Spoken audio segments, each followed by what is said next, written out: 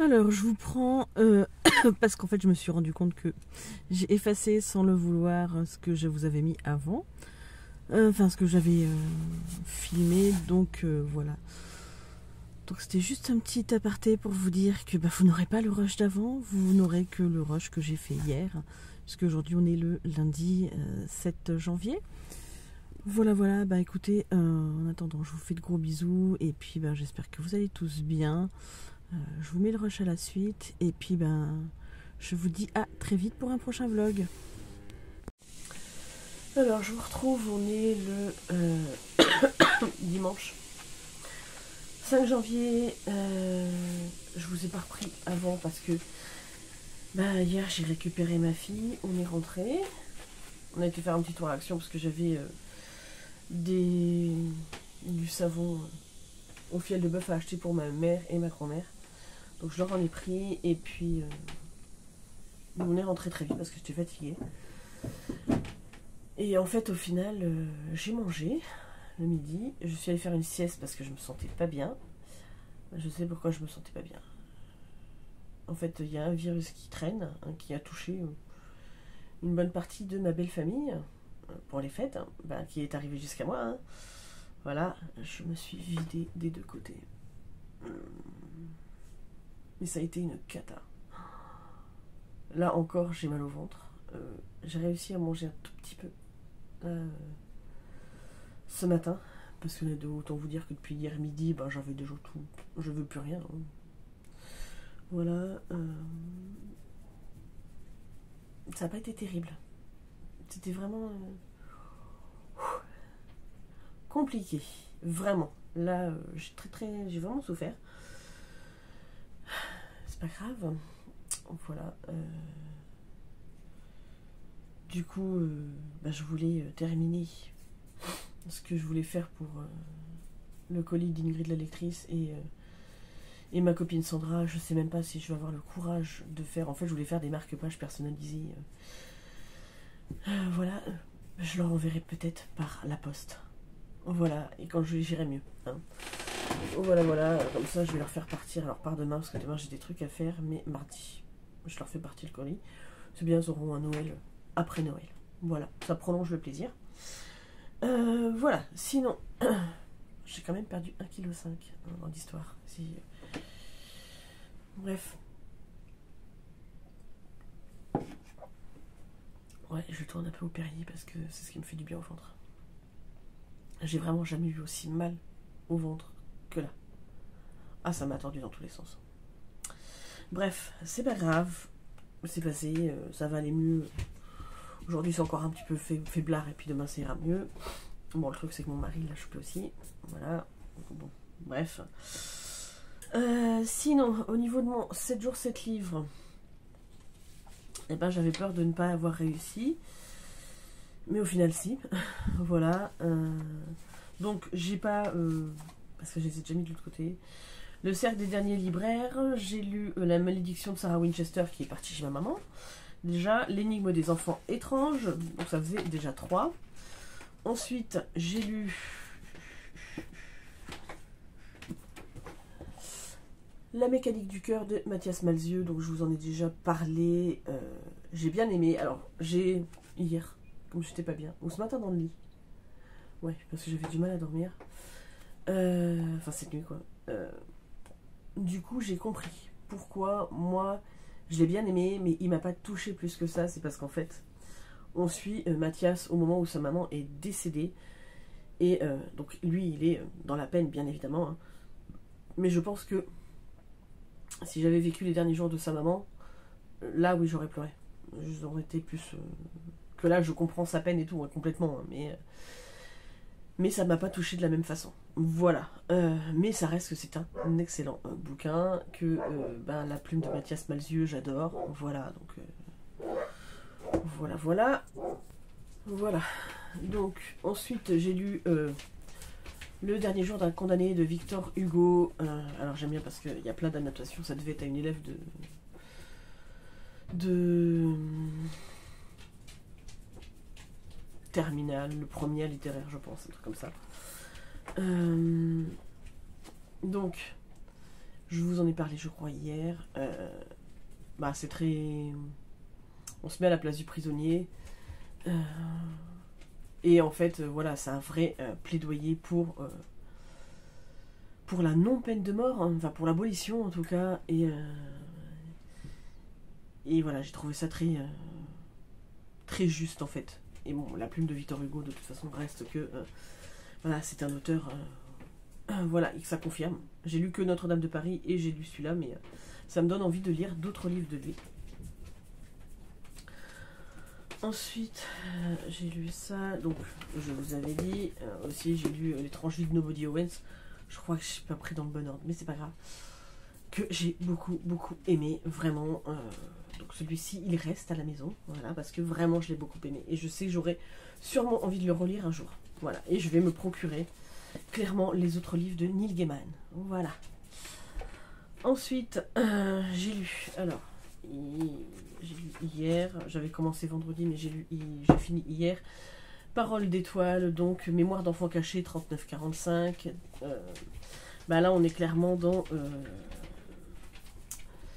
dans des témoignages d'enfants qui sont juifs, qui ont vécu la guerre, comment ça s'est passé.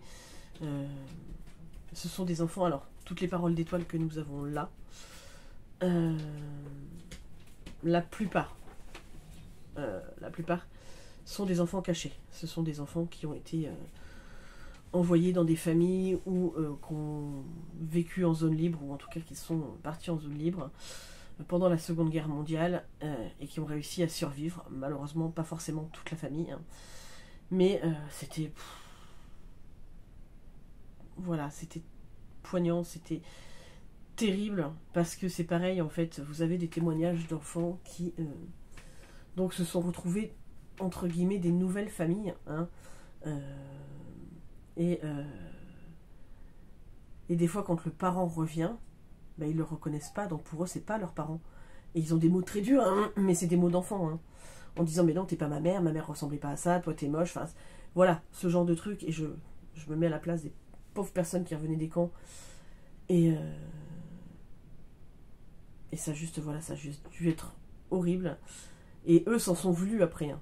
Après coup, bah, forcément ils s'en veulent, ils ont dit ça à leurs parents, alors que, avec toutes les atrocités, mais eux dans leur tête n'imaginaient pas forcément toutes ces atrocités là, donc il y en a certains qui les ont vécues et qui en témoignent, mais ouais, c'était, bon voilà, comme d'habitude, de toute façon, les témoignages sur la guerre, sur la Shoah, sur la solution finale, excusez-moi, c'est... Voilà. Mais c'est important d'avoir ce devoir de témoignage, vraiment, parce que... bah, pour pas qu'on oublie, et puis... ça serait tellement bien que ça ne recommence pas, hein, tous les abrutis là qui font des guerres juste parce que ils veulent avoir la plus grosse, hein, voilà. Quand j'entends ce qui se passe là, je crois que c'est en Afghanistan, là, avec les talibans, bah, les pauvres femmes, elles n'ont plus le droit de rien. À la limite, je ne sais même pas si elles ont le droit de vivre, voilà. Donc, et puis il n'y a pas que ça, hein, j'ai envie de vous dire. Bref. Malheureusement, à mon niveau, je ne peux pas y faire grand-chose, mais ça me fait mal au cœur. Bref, parenthèse fermée, on n'est pas là pour ça. J'ai lu aussi La commissaire n'a point l'esprit club de Georges Flippot. Donc c'est chez Folio Policier. Donc en fait il y a déjà eu un tome que je n'ai pas lu, hein, clairement. Qui s'appelle La commissaire n'aime point les vers. Donc voilà, donc je pense que j'essayerai de me trouver le premier. Parce que j'ai passé un bon moment, clairement. C'est ouais, c'est un peu style Cozy Mystery. On est dans au début de l'histoire, donc ils font référence à la première histoire, où il y a son lieutenant, donc la commissaire Viviane Lancier. Donc son commandant s'appelle Augustin Monod, je crois. Oui, c'est ça. Et il va être décoré pour la précédente enquête. Voilà, et elle est envoyée dans un club de vacances en Grèce pour enquêter sur le meurtre du chef de village, donc de ce village vacances, qui était surnommé le King, puisqu'il régnait un petit peu sur son royaume, voilà. Et puisqu'en fait, je crois, de mémoire, le frère du ministre, de je sais plus quel ministre, hein, possède des parts dans le club ou un truc comme ça. Donc c'est pour ça qu'ils enquêtent un petit peu, entre guillemets, en sous-marin.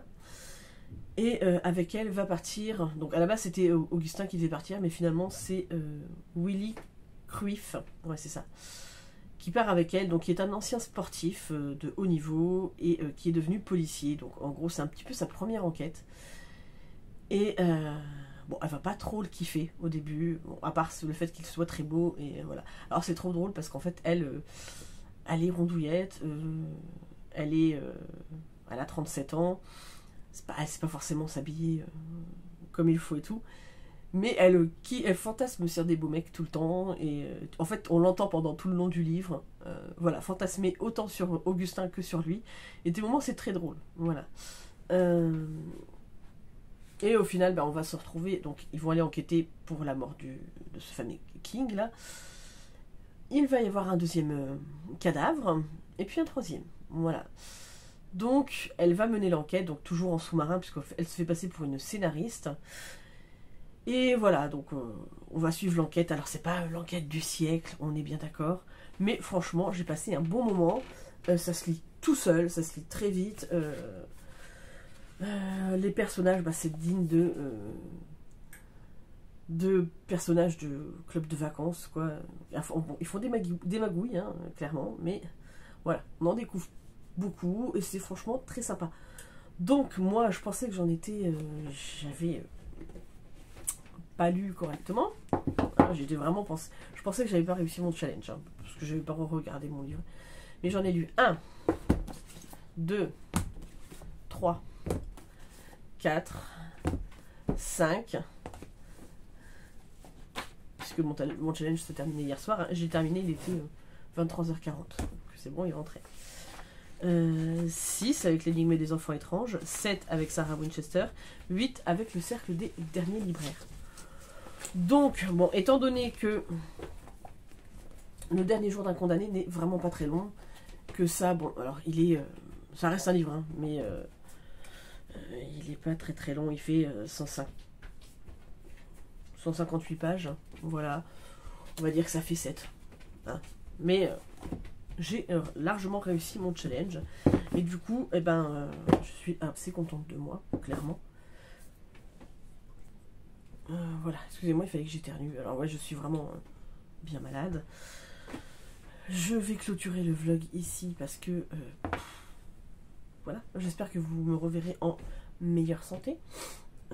Bon, logiquement, à un moment donné, hein, une fois qu'on est vidé, on est vidé. Hein.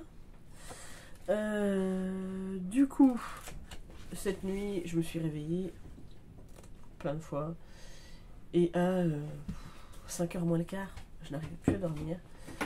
Donc, j'ai commencé Le Pèlerin de Compostelle de Paulo Coelho. C'est chez Le Livre de Poche. Et pour l'instant, j'ai lu 34 pages. Ça se lit très bien. Donc, je vous en reparlerai quand je vais avoir avancé. Pour l'instant, je clôture le vlog ici. Ça va, vous ne pouvez pas choper les microbes par écran interposé, heureusement. Voilà, voilà. Ça, c'est mes nouvelles lunettes. Je ne sais pas si vous voyez bien, mais alors... donc, elles sont comme ça.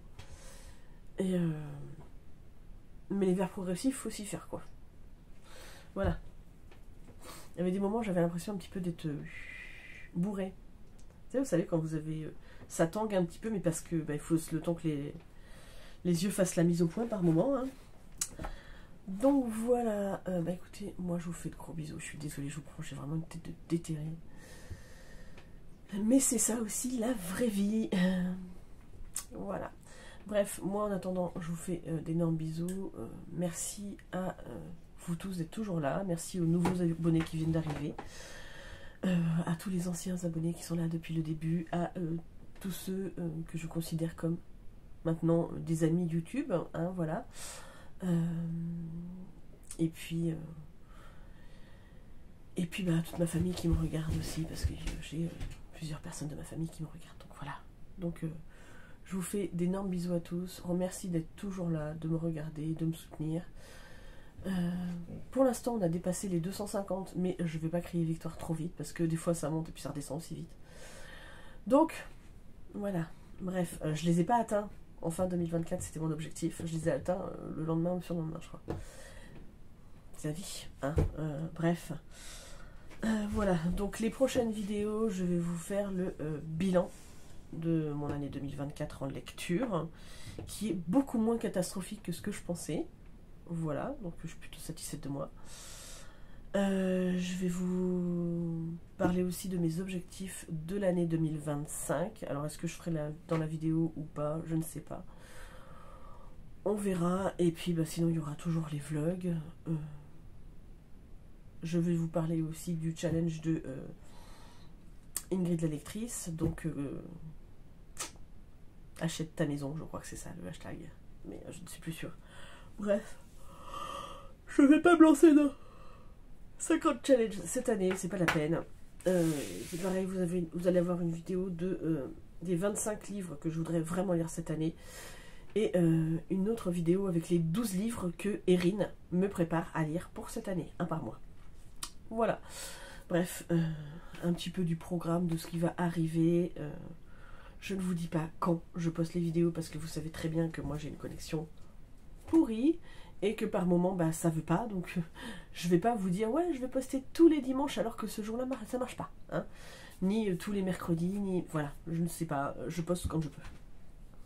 Un jour, je réglerai ce problème, quand je ferai ça sur ordinateur, tout ça, mais je peux déjà même pas poster, enfin, les prévoir, les vidéos. Bref. Voilà, je vous fais d'énormes bisous. J'ai encore blablaté plein de fois. Vous en avez marre, je suis sûre. Bref, je vous fais d'énormes bisous. Je réponds aux commentaires très vite parce que là, j'étais vraiment pas bien, donc j'ai pas répondu. Et en plus de ça, je me suis aperçue qu'il y avait au moins 2 vidéos en vlogmas que j'avais pas répondu non plus. Donc, trop forte, hein. Voilà, bref. Je vous dis à très vite pour une prochaine vidéo. Je vous fais encore d'énormes bisous et je vous souhaite encore une merveilleuse année 2025.